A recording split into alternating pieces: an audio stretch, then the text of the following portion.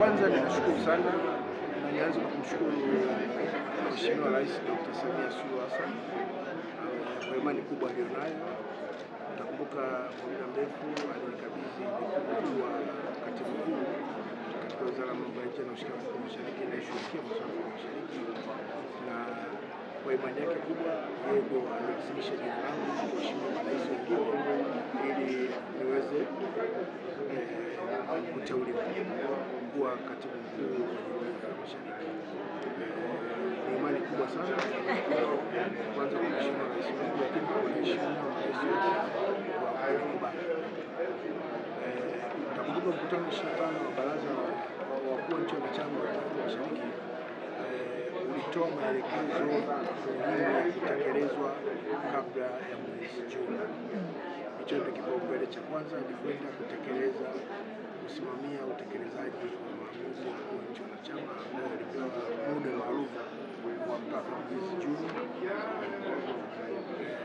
Wakuu wa nchi wanachama wanatamani kuona biashara miongoni mwa nchi wanachama zinakuwa.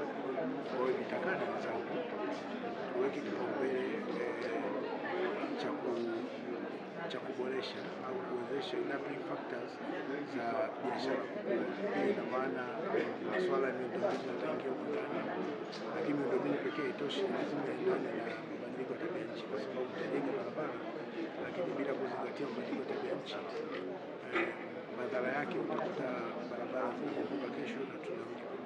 Kipaumbele cha pili kitakuwa leo, lakini kuna swala la amani na usalama na Afrika Mashariki, ni kwenda kuangalia ni vipi frameworks tulizonazo zinakidhi mahitaji ya sasa. Haya ni mambo makubwa ambayo tunategemea kuanza nayo, lakini mengi zaidi nitayapata baada ya kufanya ziara kwa nchi wanachama, wanieleze wao wanachokiona kwamba ni cha muhimu, mimi kama mtumishi wao nije kutekeleza. Mheshimiwa, na swali kidogo. Jumuiya ya Afrika Mashariki imepita kwenye mkakati mkubwa wa kuondoa, lakini pia ujio wangu wana East Africa watarajie nini kutoka kwako? Kwanza nirekebishe haijapita kwenye ukata mkubwa. Jumuiya ya Afrika Mashariki, bajeti ya Jumuiya ya Afrika Mashariki ina component tatu. Kuna mchango wa nchi wanachama, kuna mchango wa wadau wa maendeleo, na kuna mchango unaotokana na mapato ya shughuli mbalimbali za ndani. Kwa mfano, kuna pesa zimewekezwa, interest inapatikana inatumika kufund budget na mengineyo, miscellaneous. Kwa hiyo kitu ambacho hatujafanya vizuri ni michango ya nchi wanachama, lakini shughuli nyingine zote zinaendelea kama kawaida.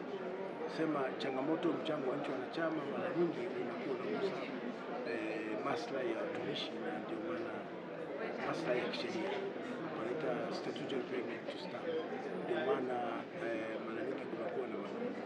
Kwa hivyo kubwa ni kuingia nchi wanachama. Utakumbuka wakuu wa nchi wamefanya maamuzi makubwa sana upande wa mchango. Kwanza wameamua budget, awali tulikuwa tunachangia kwa sawa, sasa wamesema itaendana na kadri na uchumi wa nchi.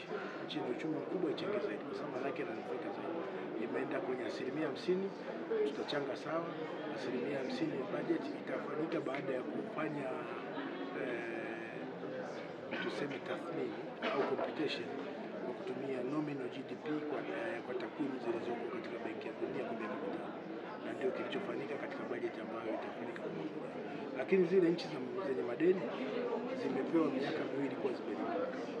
Kwa hiyo hizo kadi zitakapokuwa zinaingia zitatukamua sana kuendelea na majukumu ya msingi bila kuleta athari